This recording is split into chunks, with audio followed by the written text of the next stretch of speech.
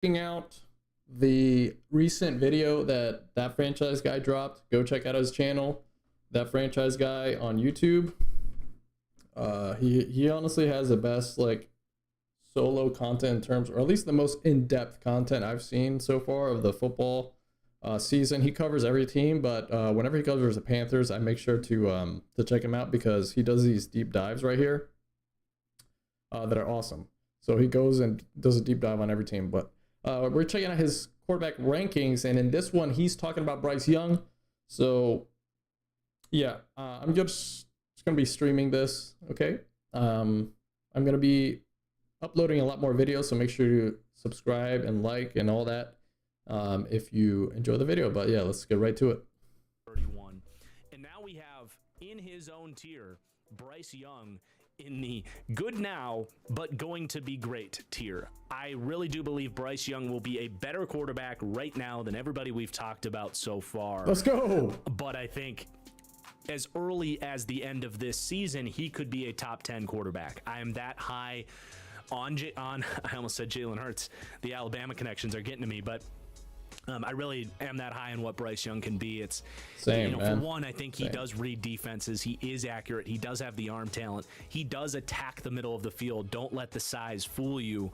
There's so many people that question his size and if he can be durable enough. I always say it's much more about how you protect yourself than, you know, how small you are. The quarterbacks that have dealt with the biggest career-altering injuries in the last 5+ years were Cam Newton and Andrew Luck, who felt like they were invincible because they're big. Well, Bryce Young, he knows he's small. He does slide. He avoids contact. So even if when he gets hit, even Sam Darnold got injured. To get hurt, he's getting hit way less because of his pocket mobility and because he's smart about it than a lot of other quarterbacks in the league. So I'm not as worried about it. Beyond that, like, the playmaking is just insane. The game moves in slow motion for him. Really excited to see Bryce Young. I just ranked the Panthers as the #1 team in the NFC South. Let's go. And the biggest reason for that is my optimism for Bryce Young, coming in ranking 18th. And then this next tier is probably going to rattle some people. This to me is the 5 quarterbacks in the NFL that are really good players. You can't deny that you can win a lot of games with these quarterbacks. If everything is perfect and you get a little bit lucky in the playoffs, you might win a Super Bowl. But really what it comes down to is the second you got to start paying these guys, can things be perfect around them, and can you win a Super Bowl? Like he said, man, I think Bryce Young is the best player to come out of the draft since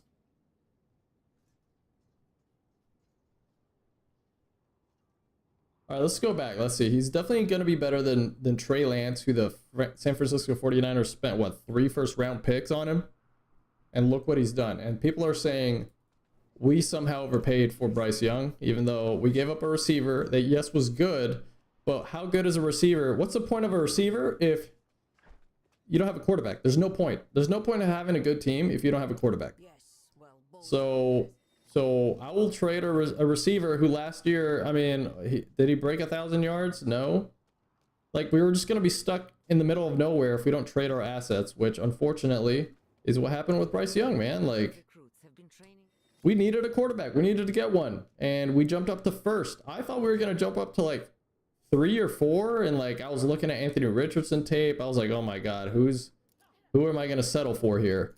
But we ended up going for #1, and we took Bryce Young, guys. This is going to be great. To all the people out there saying, oh my God, he's going to get hurt. I saw a statistical correlation. I forget which show it was on. I think it was Colin Cowherd. It wasn't like a particularly, popular episode.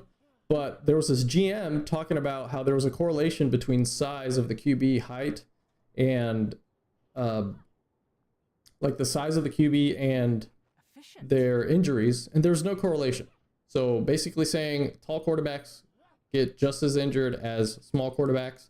If anything, it's more often because, guys, if you stand in the pocket and you don't have eyes in the back of your head and you're really strong, you're more willing to take those shots. I mean, remember Cam. Cam was a great running quarterback, but he was not mobile. He was not mobile in the pocket. he was a catapult quarterback, meaning he would stand in the pocket and throw the ball. And wherever he was in the pocket from, he would, that's it. That's where he's throwing. He's not moving. And he would get lit up because of that. Because he's so big, guys. If you're 250 something and like you're massive, it takes a lot more effort to move than Bryce Young, who's smaller, who's a little bit more agile in the pocket because he has less weight to move. And also he's lower to the ground, so his hips are much more easily able to kind of get in and out of his step compared to the bigger linemen. That's also something Kyler Murray does a lot. Kyler Murray is really good at just like evading people because he's smaller, he's lower to the ground, and his body, since it's smaller, it's easier to move. Granted, I think Bryce Young has way more, let's call it pocket presence than Kyler Murray. Kyler Murray is a fantastic runner of the football, don't get it wrong. But he doesn't have the same pocket presence or the same anticipation as Bryce Young does, and he has a lot of trouble throwing to the middle of the field. While Bryce Young was one of the most, I think the most efficient quarterback last year in college, throwing to the middle of the field, especially under pressure. Stroud was not as good as Young throwing into the middle of the field. A lot of people say Stroud was more accurate. First of all, he had a better O-line. He had better receivers. And by better, I mean way better.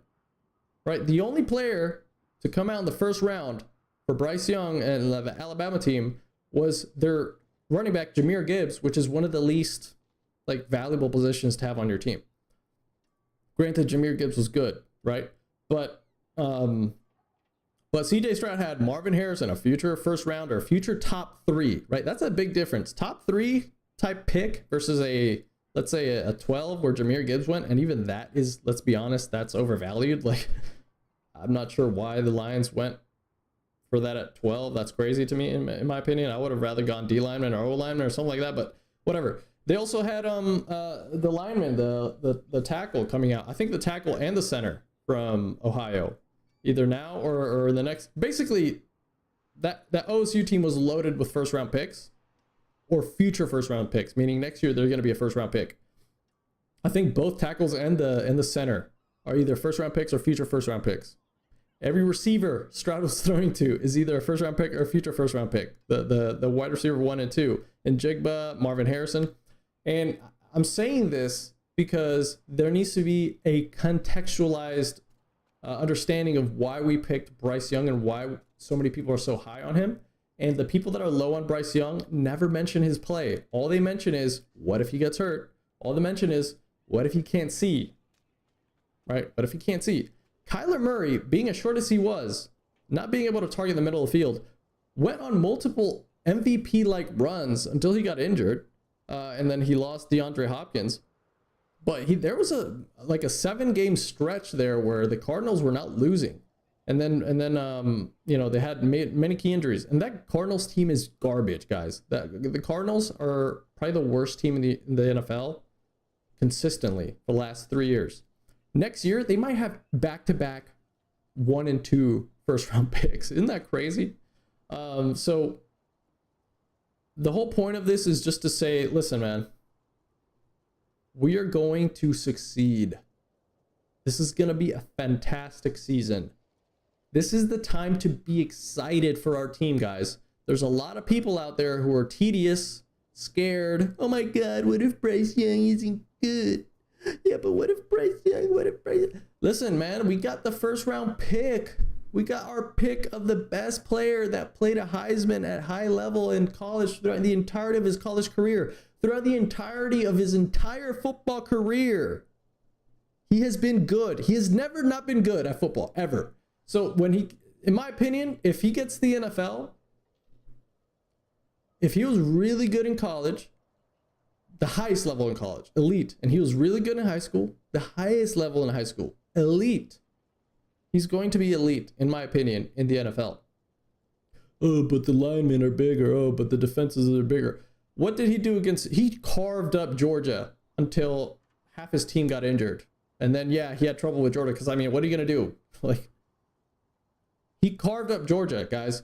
That's the entire Philadelphia NFL defense right now, which is one of the best defenses in the league, is who he carved up. Okay? The linemen, The weight and size averages are almost identical in terms of his O-line in college and his O-line in the NFL. The only difference is the talent he's playing around with now, the Panthers team, as an aggregate, is much, much, much better than the aggregate of that Alabama team. Our O-line is way better. Our weapons are the Alabama weapons last year are nobodies. Nowhere. Latu, the tight end, I think he went, what, in the 5th, 6th round? Not even. Did he go undrafted? I don't remember. He went in one of those, like, day 3 picks. So I'm super excited for the season, guys. I think we're going to see talent like we've never seen in this Panthers team. We're finally getting a quarterback that throws with anticipation. Do you understand? We've never had a quarterback that throws with this level of anticipation. I'm talking about Joe Burrow levels, where like the receiver hasn't even broken on his route and the ball is already in the air, because Bryce Young doesn't get the ball there on time. Bryce Young gets the ball there early. Like, it's like the receiver turns around and the ball's landed on his lap. Do you know what I mean? And that's the type of stuff, no matter how good of a defensive player you are, no matter how good of a cornerback you are, you're not going to be able to defend that. Do you know what I mean? Like, you just can't defend a perfectly timed ball. You can't. And yeah, does Bryce Young have the biggest arm in the entire world? No, but he doesn't need to, because he throws on time. It doesn't matter, right? Now, granted, the one thing I will question, right, because we can't just be positive about everything. I do want to see Bryce Young's ability to throw the ball deep. I do question that. I don't question his ability to throw the ball deep from the pocket, in a perfect pocket where he can throw his whole body in there, because he's proven time and time again that he can throw the ball deep. He can absolutely throw the ball deep when he puts his entire body in it. It's when, like, he can't. It's when he has to kind of throw with the top of his torso. Like, sometimes he does ground the ball a lot in those situations. So I do worry a little bit about that. I do worry about, because especially in that LSU game when he had pressure on him a lot, he was dirting the ball a lot in that game because he just didn't have room to, like, step up. Granted, the Alabama O-line was getting absolutely eviscerated, guys. Like, I don't think many QBs in college would, like, Stroud would not have been in that game either, right? I don't think Stroud has taken that team anywhere. Granted, Bryce Young left Alabama up on that LSU game, so it's not like his fault they lost. The defense lost him that game. Like, Bryce Young did everything to keep every single team, Alabama team, up. Last year, he didn't lose a single game, guys. Like, Alabama as a team lost a game, but he never left the team down in the fourth quarter. It was always like he scored, and then the defense let the other team score with like a minute left, and boom, the game's over, right? He never had a chance to win the game after that. So that's all I got to say right here. This is a quick video. I'm going to be doing this style of content more often. I'm going to load up a video, react to it. I might have a gaming stream in the background, just because some of the videos that I plan to cover this video right here. I'll show you this one with bootleg football. Another great great an ad. Who's keeping my data? If I'm worried about making a switch. Yeah, I want to cover this.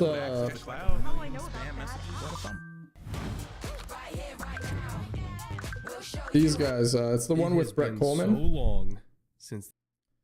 This is like an hour-long video. I'm gonna cover this video. Probably game a little bit in the background, just because I don't want to sit here listening to two guys just staring at the screen like this. Right. So for my sanity, I'm gonna play a little bit. I'm gonna have the video up and see if this is something that I don't know, that works out. If not, I'll just do some of the older style videos I was doing before anyways. But thank you guys for coming. Thank you.